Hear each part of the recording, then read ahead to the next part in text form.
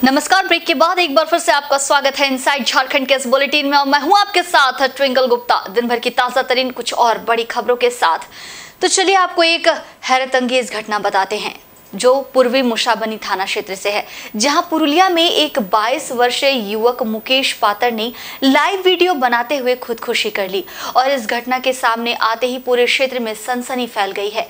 वहीं स्थानीय लोग घटना को लेकर हैरत में हैं। बताया जाता है कि युवक पुरुलिया स्थित पुरानी ब्लॉक कार्यालय के पीछे झाड़ियों के बीच एक बड़े पेड़ पर चढ़कर गमछे के सहारे फंदा बनाकर पेड़ में झूल गया। होश में रहने तक युवक लाइव वीडियो बनाता रहा। सोशल मीडिया पर लाइव मौत का वीडियो वायरल होने के बाद जब गांव वालों ने उसके वायरल वीडियो को देखा तब उसकी खोजबीन शुरू की गई। ग्रामीण वायरल वीडियो के आधार पर खोजबीन करते हुए रात बुधवार को 9 बजे घटनास्थल पर पहुंचे, तब ग्रामीणों ने उसे मृत पाया। स्थानीय लोगों ने इसकी सूचना पुलिस को दी। पुलिस ने मौके पर पहुंचकर शव को कब्जे में लिया। युवक की पहचान पुरुलिया के रहने वाले अभिमन्यु पात्र के पुत्र मुकेश पात्र के रूप में की गई है। इस घटना के बाद उसके परिजन सदमे में हैं। युवक का घर पुरुलिया विद्या मंदिर स्कूल के पास स्थित है।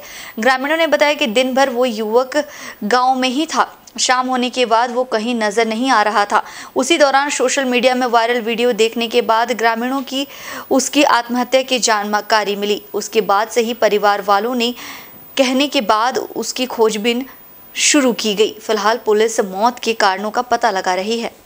और इधर भाजपा के राष्ट्रीय अध्यक्ष जेपी नड्डा के झारखंड दौरे पर कांग्रेस ने केंद्र सरकार पर निशाना साधा है और कांग्रेस के प्रदेश प्रवक्ता राकेश सिन्हा ने कहा कि देश के प्रधानमंत्री विदेशी दौरे पर और भाजपा के राष्ट्रीय अध्यक्ष चुनावी दौरे पर है। इस बीच आवाम की रोजी रोजगार छिन जा रही है, लेकिन भाजपा को इससे कोई फर्क नहीं पड़ता है। कांग्रेस के प्रदेश अध्यक्ष राकेश सिन्हा ने कहा कि भाजपा को चुनाव जीतना है, इसके लिए हर तरह के हथकंडे भाजपा अपना रही है। पार्टी के राष्ट्रीय अध्यक्ष जेपी नड्डा झारखंड की धरती पर है, ऐसे में कुछ सवालों का जवाब जेपी नड्डा जरूर देकर जाएं। उन्होंने कहा कि माइनिंग और जीएसटी का पैसा केंद्र सरकार कब रिलीज करेगी, ये उन्हें बताना चाहिए। साथ ही कांग्रेस प्रवक्ता ने कहा कि झारखंड की जनता भारतीय जनता पार्टी को नकार चुकी है और 2029 तक भाजपा के लिए दरवाजे बंद हो चुके हैं। और भारतीय जनता पार्टी के राष्ट्रीय अध्यक्ष चुनावी दौरे पे आवाम मर रही है, आवाम की रोजी रोजगार छीनी जा रही है, कोई फर्क नहीं है। फर्क इसलिए नहीं है कि हमें चुनाव जीतना है, चाहे देश की जनता मर जाए, देश की जनता का रोजी रोजगार छीन जाए, भारतीय जनता पार्टी को कोई फर्क नहीं।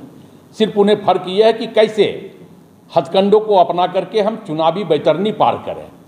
तो स्वाभाविक तौर पे इससे भारतीय जनता पार्टी की चाल और चरित्र, नैतिकता साफ प्रदर्शित होती है कि चुनाव जीतने के लिए किसी भी हद तक भारतीय जनता पार्टी के लोग अब जा सकते हैं। और हमें लगता है कि जेपी नड्डा जी झारखंड आए हैं तो इस राज्य की धरती से कम कुछ प्रश्नों का जवाब भी वो दे करके जाए कि इस राज्य का पैसा कब रिलीज होगा, माइनिंग का, जीएसटी का, जो कई सालों से लंबित पड़ा है, वो पैसा कब रिलीज करेंगे। कम से कम जेपी नड्डा जी इस पर भी बात करके जाएं। महंगाई कब कम होगी, निम्न वर्गीय मध्यम वर्गीय परिवार के लोग कब भरपेट निवाला ग्रहण करेंगे, इस पर भी जेपी नड्डा जी को कुछ बोल करके जाना चाहिए। हमें लगता है कि जो व्यक्ति कल तक 609वें स्थान पे था देश में, आज वो देश का दूसरे पायदान पे पहुंच गया, अडानी, उस पर भी जेपी नड्डा जी को बात करके जाना चाहिए ताकि जनता कम से कम कुछ अंदेशा लगा सके। लेकिन सिर्फ चुनावी बैतरनी पार करने के लिए अगर रैली करना चाहते हैं तो अब राज्य की जनता भारतीय जनता पार्टी को पूरी तरह नकार चुकी है और खास करके झारखंड के लिए तो 2029 तक भारतीय जनता पार्टी के लिए दरवाजे बंद हो चुके हैं। और इधर झारखंड के मुख्यमंत्री हेमंत सोरेन राजधानी रांची के मोराबादी मैदान में आयोजित कार्यक्रम में 2550 युवाओं को नियुक्ति पत्र सौंपेंगे और इस कार्यक्रम को लेकर एक बार फिर वर्तमान राज्य सरकार को भाजपा ने निशाने पर लिया है। वैसे कार्यक्रम की बात करें तो उसमें प्रधानमंत्री पंचायती राज विभाग के अंतर्गत पंचायत सचिव के पद के लिए 1633 राजस्व निबंधन एवं भूमि सुधार विभाग के अंतर्गत निम्न वर्गीय लिपिक पद के लिए 707, वित्त विभाग अंतर्गत निम्न वर्गीय लिपिक पद के लिए 166 और खाद्य आपूर्ति विभाग अंतर्गत 44 युवाओं को निम्न वर्गीय लिपिक पद के लिए नियुक्ति पत्र सौंपेंगे। वहीं इन नियुक्तियों को लेकर विपक्ष की भारतीय जनता पार्टी ने कहा कि मुख्यमंत्री हेमंत सोरेन जिन 2500 युवाओं को नौकरियां देने का क्रेडिट ले रहे हैं, सरकार ने 19 जनवरी 2022 में कार्मिक विभाग के संकल्प पत्र संख्या 229 के जरिए इनके नियुक्तियों वाले विज्ञापन को ही रद्द करने का आदेश दिया था। लेकिन इन छात्रों ने सुप्रीम कोर्ट, हाई कोर्ट तक संघर्ष करके जीत हासिल की। ऐसे में ये नियुक्तियां जो हो रही है वो सर्वोच्च न्यायालय के आदेश के अनुसार हो रही है। इसमें राज्य सरकार का कोई क्रेडिट नहीं है, बल्कि राज्य सरकार ने तो इन युवाओं के दावे को खारिज कर दिया था। देखिए, आज हेमंत सरकार जिन 2500 युवाओं की नौकरियों का क्रेडिट लेने की कोशिश कर रही है, एक समय तो इसी सरकार ने इन नियुक्तियों को और इन विज्ञापन को खारिज करने की अधिसूचना जारी की थी। तो ये तो वही बात हो गई कि माल महाराज का और मिर्जा खेले होली। दरअसल ये नियुक्तियों की शुरुआत रघुवर दास के नेतृत्व वाली भाजपा सरकार के समय प्रारंभ हो गया था और मेडिकल, टाइपिंग, रिटन सारा एग्जाम हो गया था। लेकिन सोनी कुमारी वाले मामले के कारण, उच्च न्यायालय में लंबित होने के कारण ये नियुक्तियां नहीं हो पाई और ये सरकार ने तो सर्वोच्च न्यायालय और उच्च न्यायालय में मामले को ठीक से भी नहीं लड़ा। और मैं आपको सरकार के कार्मिक विभाग के 19 जनवरी 2022 का संकल्प पत्र संख्या 229 दिखा रहा हूं, जिसमें इसी विज्ञापन के जरिए, जिसमें आज 2500 युवाओं को नौकरियां देने की बात हो रही है, इस सरकार ने साफ कहा था कि सारे विज्ञापनों को निरस्त किया जाता है। यानी इन 2500 युवाओं को जो आज नौकरी देने की सरकार बात कर रही है, 19 जनवरी 2022 में कार्मिक विभाग ने एक संकल्प पत्र के जरिए इस विज्ञापन को ही निरस्त किया था। यह तो बाद में छात्रों का संघर्ष था, छात्र सुप्रीम कोर्ट तक लड़े, अपने पैसे से वकील को रखा, सरकार पर कंटेम्प्ट केस हुआ, तब सरकार को मजबूरन इनकी नौकरियां करनी पड़ी। और बात करते हैं सरायकेला जिले की, तो आदित्यपुर स्थित ईचा गालूडी कॉम्प्लेक्स के मुख्य अभियंता के खिलाफ आक्रोशित कर्मचारियों का धरना चिलचिलाती धूप में गुरुवार को चौथे दिन भी जारी है। और इधर विरोध को देखते हुए मुख्य अभियंता ईचा के बदले चांडिल कॉम्प्लेक्स में बैठ रहे हैं। साथ ही कर्मचारियों से वार्ता के लिए तैयार नहीं मुख्य अभियंता ने डीडीओ को फरमान जारी कर दिया है कि धरना पर बैठने वाले कर्मचारियों को अनुपस्थित कर उनका वेतन रोक दे। जिसके बाद से कर्मचारियों ने अवकाश लेकर धरना देना शुरू किया है, जो कर्मवार धरना पर छुट्टी लेकर बैठेंगे। आदित्यपुर स्थित ईचा गालूडी कॉम्प्लेक्स के मुख्य अभियंता की कार्यशैली से खफा राजपत्रित कर्मचारी संघ के कर्मचारियों ने सोमवार से ही भीषण गर्मी में धरना देना शुरू किया है। धरना का नेतृत्व कर्मचारी संघ के अध्यक्ष विमल सिंह, संगठन सचिव प्रवीण शंकर कर रहे हैं, जबकि धरना की अध्यक्षता सरायकेला जिला अध्यक्ष अंजनी कुमार सिन्हा कर रहे हैं। उन्होंने बताया कि ईचा गालूडी कॉम्प्लेक्स के मुख्य अभियंता नियम कानून को ताक पर रखकर वरीयता सूची में पत्राचार, लिपिक और भंडारपाल को एक साथ कर गलत किया है। इसके अलावा हमारी मांग है कि नील चित्रक, अनुरेखक एवं अनुरेखक के प्रारूपकार कोटि 2 में दे तिथि से प्रोन्नति दे। सभी वर्गों के लिपिकों को लंबित प्रोन्नति शीघ्र दिया जाए। कर्मचारियों ने कहा कि वे भी फैसला होने तक डटे रहेंगे। सभी कर्मचारी संघ के प्रदेश कमेटी रांची में इस मांग को लेकर अभियंता प्रमुख से मिलने का निर्णय लिया है। दिन है और ये दुर्भाग्य कहिए, ये माने ऐसा संवैधानिक परंपरा में पदाधिकारियों की संवेदनहीनता कही जाए। इस भीषण गर्मी में कर्मचारी अपने आंदोलन पर बैठे हैं, चौथा दिन चल रहा है, लेकिन हमारे जो पदाधिकारी हैं, मुख्य अभियंता महोदय, जिनके विरोध में हमारा आंदोलन चल रहा है, और उन्होंने यहाँ तक भी नहीं उचित समझा कि हम कम से कम कर्मचारियों से बुला के पूछें तो इस गर्मी में, भीषण गर्मी में आप लोग क्यों बैठे हैं, क्या कारण है। लेकिन दुर्भाग्य यहीं बगल में आ रहे हैं, चांडिल कॉम्प्लेक्स में वो बैठ रहे हैं, आईडा के बिल्डिंग में, और 2 किलोमीटर के अंदर में ईचा कॉम्प्लेक्स में 4 दिन से इस कॉम्प्लेक्स में नहीं आए हैं। और हमको इसका मतलब तो यही समझ में आता है कि इनकी संवेदनहीनता है कर्मचारियों के प्रति, या तो पूर्वाग्रह से ग्रसित है ये, इनके मन में भावना है कि कर्मचारियों से किसी तरह की न कोई वार्ता करनी है, न किसी मांग पे सहमति होना है। जबकि चांडिल कॉम्प्लेक्स में बैठे हैं जहाँ के वो मुख्यमंत्री ड्यूल प्रभार में हैं, वहाँ के कर्मचारियों को वो मांगे मिल चुकी हैं जो हम यहाँ मांग रहे हैं। तो दो में से तो कोई ये गलत है, आप दोनों जगह के मुख्यमंत्री के प्रभार में हैं। यदि ईचा कॉम्प्लेक्स के कर्मचारियोयों को देना वो गलत है, तब तो फिर चांडिल कॉम्प्लेक्स में जो मिल गया है उसको आप कैंसिल कीजिए। और खबर जमशेदपुर से है, जहां के कदमा मंदिर पथ भाटिया बस्ती के लोग शरारती तत्वों के आतंक से परेशान हैं। बीते 4 जून को असामाजिक तत्वों द्वारा पार्क में खेलने के दौरान बच्ची की छेड़खानी का विरोध करने पर सुनील प्रसाद नामक व्यक्ति को घर में घुसकर मारपीट की गई। साथ ही इस दौरान घर की महिलाओं के साथ बदसलूकी की घटना को भी अंजाम दिया गया।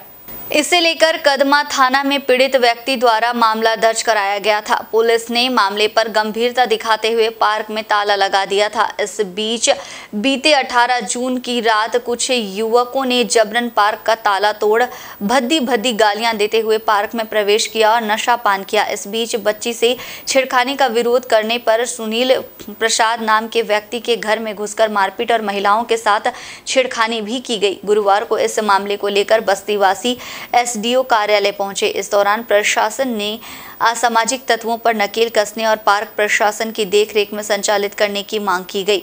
बताया गया कि बस्ती के पार्क पर नशेड़ियों का कब्जा है। हर दिन नशेड़ी पार्क में अड्डाबाजी करते हैं और विरोध करने पर मारपीट और गाली गलौज करने लगते हैं। यह बस्ती मंदिर पथ कदमा में एक स्थानीय पार्क का निर्माण कराया गया था, जो टाटा स्टील जिसको सोच अच्छी थी कि महिला और बच्चे उसका यूटिलाइज करें, लेकिन महिला और बच्चों की जगह असामाजिक तत्वों द्वारा उसका यूटिलाइजेशन ज़्यादा किया जा रहा है। शाम से ही मतलब जो है जमावड़ा लग जाता है असामाजिक तत्वों का। ऐसे में महिलाएं जाने से डरती है, पप्पियाँ कसी जाती हैं उन पर। बच्चे जो है गलत संस्कार लेके आ रहे हैं, दारू पीते हुए वहाँ पर बैठे रहते हैं। कौन लोग हैं ये वहाँ के कुछ स्थानीय हैं, कुछ बाहर से भी आते हैं लोग, उन लोग को बुलाया जाता है वहाँ पर बैठने के लिए। और स्थिति ऐसी बन गई है कि अगर वहाँ के स्थानीय निवासी अगर विरोध करते हैं तो मार के सर फाड़ दिया जाता है। कुछ दिन पहले इस तरह की घटना हुई थी, कदमा थाना में इसका रिपोर्ट भी दर्ज है। हम लोग कदमा मंदिर पर भाटिया बस्ती से आए हैं। वहाँ सार्वजनिक पार्क है टिस्को के द्वारा, स्पोर्ट्स अकेडमी टिस्को के द्वारा। बहुत हरा भरा पार्क है, बहुत सुंदर पार्क है, बैठने के लिए है, बच्चे फैमिली खेलने के लिए झूला उला सब लगा हुआ है। लेकिन वहाँ पर कुछ असामाजिक तत्व के लोकल 2 स्थानीय निवासी हैं, पिंटू चटर्जी और दीपू सेन, और कुछ बाहर के हैं जो शंकर बरुआ, शेखर बरुआ, आदित्य बोल के, ये लोग पार्क को पूरा नष्ट कर दिया है। ये लोग सुबह से बैठते हैं 10 बजे से 2 बजे 3 बजे तक जाते हैं गांजा दारू पी के, और रात में भी जब आते हैं 8 बजे तो 12-1 बजे तक दारू पीते हैं, एक तमाशा करते हैं। और जब इसको कोई बोलने जाएगा आम पब्लिक तो उससे झगड़ा करते हैं। और पार्क का ये लोग रात में 3-4 दिन पहले भी एक घटना हुई थी, वहाँ पर सर फाड़ा फाड़ी एक बच्ची को छेड़ दिया गया था पड़ोसी के हम लोग को। तो हम लोग विरोध करने गए तो सर फाड़ा फाड़ी असामाजिक तत्वों द्वारा कर दिया गया। अभी हम लोग 3-4 दिन पहले संडे का रोज पे रात को 11:32 पे वहाँ के सीसीटीवी फुटेज में भी आप देख सकते हैं 11:32 में ताला तोड़ रहा था पार्क का। हम लोग विरोध करने गए कि बोलने गए कि जो बात करना है सुबह करो, ताला तोड़ना, चाबी लेना प्रशासन के सामने निगरानी पे ले लो। लेकिन ये क्या तरीका है, सबको सोने दो, चैन से रहने दो। लेकिन ये लोग मानने वाले हैं नहीं, ये लोग ताला तोड़े नहीं, ताला तोड़ने तो सके नहीं, लेकिन बाहर से लड़का बुला के पूरा दब करके गए। और जमशेदपुर जिला शिक्षा विभाग कार्यालय के समक्ष अखिल भारतीय विद्यार्थी परिषद ने 1 दिवसीय धरना दिया और इस दौरान शहर के तमाम महाविद्यालयों में बंद पड़े 11वीं का नामांकन को दोबारा शुरू करने की जोरदार मांग की। बता दें कि शहर में मौजूद अधिकतर सरकारी कॉलेज अब महाविद्यालय का दर्जा प्राप्त कर चुके हैं और नए शिक्षा नीति के महाविद्यालयों में 11वीं और 12वीं की कक्षाएं संचालित नहीं हो सकती, क्योंकि शहर में मौजूद तमाम स्कूल अभी तक पूर्ण रूप से 12वीं तक की पढ़ाई के लिए अपग्रेड नहीं हुए हैं, जिस कारण से मैट्रिक की परीक्षा दे चुके छात्रों को अब कहीं नामांकन नहीं मिल रहा है। ऐसे में विद्यार्थी परिषद ने इस समस्या के समाधान के लिए 11वीं के नामांकन महाविद्यालयों में शुरू कराने की मांग जोर शोर से उठाना शुरू कर दिया है। कार्यालय का घेराव कर रहे हैं विद्यार्थी परिषद के माध्यम से। हम चाहते हैं कि 11वीं में जो नामांकन है छात्रों का, वो जो रोका गया है उसको वापस से चालू किया जाए। डिग्री विद्यालयों में जो डिग्री महाविद्यालय में बंद किया गया उसको चालू किया जाए, क्योंकि यह सवाल 1-2 बच्चों का नहीं है, ये सवाल तकरीबन 18,000 बच्चों का है। और 18,000 बच्चों के साथ अगर ये खिलवाड़ की जाएगी तो हम नहीं बर्दाश्त करेंगे। हम चाहते हैं कि जब तक मांग पूरी नहीं होगी हम तब तक यही बैठे रहेंगे। और इधर राजधानी रांची स्थित आजसू पार्टी मुख्यालय में अपने पूर्व निर्धारित कार्यक्रम के अनुसार संकल्प सभा एवं मिलन समारोह का आयोजन किया गया और इस कार्यक्रम में आजसू के केंद्रीय अध्यक्ष सुदेश कुमार महतो सहित पार्टी से जुड़े पदाधिकारी सहित कार्यकर्ता उपस्थित रहे और इस दौरान राज्य के सभी 81 विधानसभा क्षेत्रों में संकल्प सभा का आयोजन भी किया गया। इस अवसर पर आजसू पार्टी एवं पार्टी के अनुषंगी इकाई के सभी नेता कार्यकर्ता एवं समर्थकों ने राज्य की मर्यादा एवं जनमानस की सुरक्षा के संकल्प के साथ वैचारिक मूल्यों को बचाने का संकल्प लिया। कार्यक्रम में उपस्थित आजसू सुप्रीमो ने कहा कि झारखंड राज्य के गठन का मूल उद्देश्य के लिए आज भी लड़ाई जारी है। किसी भी संकल्प पर कभी भी पूर्ण विराम नहीं लगाया जा सकता है। किसी भी राज्य की प्रगति के लिए राज्य में निवास कर रहे लोगों के विकास के प्रति ध्यान केंद्रित कर यदि राज्य सरकार कार्य करती है तो राज्य तेजी से प्रगति के पथ पर अग्रसर रहेगा। वहीं आजसू सुप्रीमो ने कहा कि लंबे समय अंतराल के लिए वैचारिक रूप से राजनीति प्लेटफॉर्म बनानी चाहिए, तभी जाकर जन भावनाओं के प्रति क्रियान्वयन संभव हो पाएगा। वर्तमान समय में प्रदेश के लोगों की भावनाओं को एकत्रित करके आगे बढ़ाने का काम कहीं दूर पीछे छूट गया है। हमारी पार्टी जन भावनाओं को एकत्र कर उनके विकास के प्रति चिंतन कर उन्हें धरातल पर लाने की कोशिश में निरंतर लगी हुई है और आगे भी यह अभियान जारी रहेगा। लाख लोगों को रोजगार देने का संकल्प लेके आती है। आज 3.5 साल या उससे ज्यादा समय बीतने के बाद 2500 नौकरी के लिए विज्ञापन देकर पोल में टंग कर उसके लिए प्रचार और प्रसार करने पड़ रहे हैं। ये स्थिति है और इस स्थिति को उस पूरे आकलन के साथ करिए कि आपका आकलन क्या है। और ये सारी चीजें अभी की नहीं है, ये पूर्व के सरकार के इश्तेहार के आधार पर है। इनका क्रिएट किया हुआ है, इनके क्रिएट किए हुए कोई नियुक्ति इस प्रदेश में अभी तक हो नहीं पाया। ये भय है उन दलों का जो लोग लगातार 2 ऐसे चुनावों का मुकाबलों में परास्त हो चुके हैं। ये भय है जब ऐसे लोगों को एकत्रित कर रहे हैं कि इतने दल एक जगह पर मिलेंगे तो उन दलों का अपना एजेंडा, अपने राज्य का एजेंडा कहाँ रह जाएगा, ये देखने वाली बात होगी। और इधर झारखंड की राजधानी रांची में पिछले कई दिनों से पानी की समस्या है, जिसे लेकर लगभग सभी क्षेत्र के लोग जूझ रहे हैं। पूरे राजधानी में पानी नहीं मिलने के कारण लोगों की रोजमर्रा की जिंदगी बिल्कुल चरमरा गई है। इस बीच भारतीय जनता पार्टी के रांची महानगर की ओर से PHED से सप्लाई पानी की अनापूर्ति के विरोध में हरमू मैदान से लेकर PHD कार्यालय तक हाहाकार यात्रा एवं घेराव कार्यक्रम किया गया। इस कार्यक्रम में सैकड़ों की संख्या में घरेलू महिलाएं भी उपस्थित रही। कार्यक्रम में उपस्थित हटिया के विधायक ने कहा कि सुलभता से पानी आपूर्ति नहीं हो रही है, बावजूद इसके नगर निगम और PHED कार्यालय की निष्क्रियता बरकरार है। इसी के विरोध में हाहाकार यात्रा निकाली गई है। उन्होंने कहा कि इस भीषण गर्मी में पेयजल की समस्या से राजधानी के वासी पूरी तरह से त्रस्त हैं। इस पेयजल संकट को जल्द दूर करने को लेकर यदि जल्द ही ठोस कदम नहीं उठाया गया तो आने वाले दिनों में स्थिति और भी विकट हो सकती है। और चलिए बात करते हैं पूर्वी सिंहभूम जिले की। तो पटमदा प्रखंड की काशमार पंचायत के माझीडीह टोला में निवास करने वाले लगभग 62 आदिवासी परिवारों को पानी के लिए संघर्ष करना पड़ रहा है। यहाँ 3 जल मीनार और 2 सरकारी चापाकल हैं। दोनों ही 2 माह से खराब पड़े हुए हैं। इसकी जानकारी बीडीओ और मुखिया को भी दी गई है, लेकिन अब तक समस्या का समाधान नहीं हुआ है। झारखंड सहित सभी जिलों में ग्रामीण क्षेत्रों में बुनियादी सुविधाएं प्रदान करने के दावे तो बढ़ चढ़कर किए जाते हैं, लेकिन जमीनी हकीकत क्या है ये पूर्वी सिंहभूम के काशमार पंचायत में देखा जा सकता है। यहाँ बात हो रही है पंचायत के माझीडीह टोला में निवास करने वाले 62 आदिवासी परिवार की, जो इस प्रचंड गर्मी में भीषण पेयजल संकट से जूझने को मजबूर है। वैसे तो इस टोला में 3 जल मीनार के अलावा 2 चापाकल भी हैं, लेकिन दोनों ही 2 महीने से खराब पड़े हुए हैं। फिलहाल गांव में एक पुराना कुआं है जो लोगों की प्यास बुझा रहा है।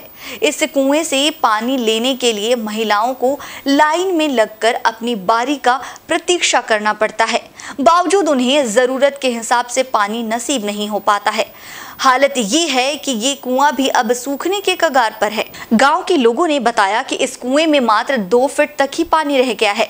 कभी कभी तो इंतजार के बावजूद पानी नसीब नहीं हो पाता है। आले आतु रे दमे दार ना कष्ट ताले मिट्टी के कुኝ मेना तालेया ओना कुኝ रे हो दार ना दमे कष्ट दम बाडोल मिडोल कते दार का तालेया ओना गे न्यूया ओना भाग बटा कते नुना मारांग आतु रे दार ना एमन समस्या ताले दा न्यापामा तबे तले न्यूया नुना मारांग चेत बैसाख दिन रे दाग गे बनु तालेया। हम लोग का गांव में 3 जल मीनार है। 3 जल मीनार 2 महीना से खराब है।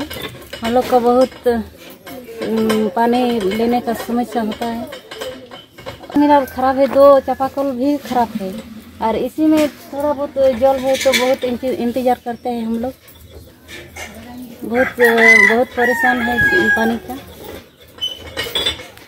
और झारखंड राज्य गौ सेवा आयोग के नवनियुक्त अध्यक्ष राजीव रंजन प्रसाद और नवनियुक्त उपाध्यक्ष राजू गिरी ने गौ पूजा के साथ पदभार ग्रहण किया। बता दें कि राजीव रंजन प्रसाद को झारखंड राज्य गौ सेवा आयोग का अध्यक्ष बनाया गया है, जबकि राजू गिरी को आयोग का उपाध्यक्ष नियुक्त किया गया है। इन दोनों पदाधिकारियों ने अपना पदभार गौ पूजा के साथ ग्रहण किया। इसे लेकर हटिया के हेसाग में पशुपालन भवन ऑडिटोरियम में कार्यक्रम का आयोजन किया गया, जहां गौ पूजन के साथ नवनियुक्त अध्यक्ष और उपाध्यक्ष के कार्यभार संभाला। इस दौरान उन्होंने गौ सेवा आयोग के विकास के लिए किए जाने वाले कार्यों को लेकर अपनी बातों को रखा। निश्चित रूप से इस अवसर को मैं एक चुनौती के रूप में लेता हूं।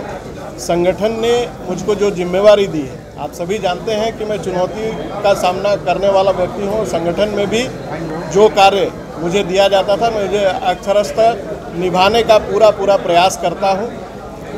विडंबना है कि जो लोग गौ माता की बात तो करते थे, लेकिन उन्होंने इस विभाग को किस हाल में रख छोड़ा है ये आप सबों से छुपा हुआ नहीं है। मैं इसके बारे में आप लोगों से अलग दिन अलग विषय पर पूरी तरह से बात करूंगा, लेकिन हालात ये हैं कि मुझे पूरे शून्य से पूरा शुरू करना है। और जो उम्मीदें जो गौशालाओं को आज हम लोगों के पदस्थापन से हुई है, मैं उस पर अक्षरशः खरा उतरने का पूरा प्रयास करूंगा। और इसी के साथ आज के दिन भर के बुलेटिन में बस इतना ही, लेकिन कल फिर मिलूंगी आपसे दिन भर की ताजा तरीन और बड़ी खबरों के साथ। तब तक के लिए झारखंड के तमाम बड़ी खबरों से अपडेट रहने के लिए देखते रहिए सिर्फ इनसाइड झारखंड न्यूज। धन्यवाद।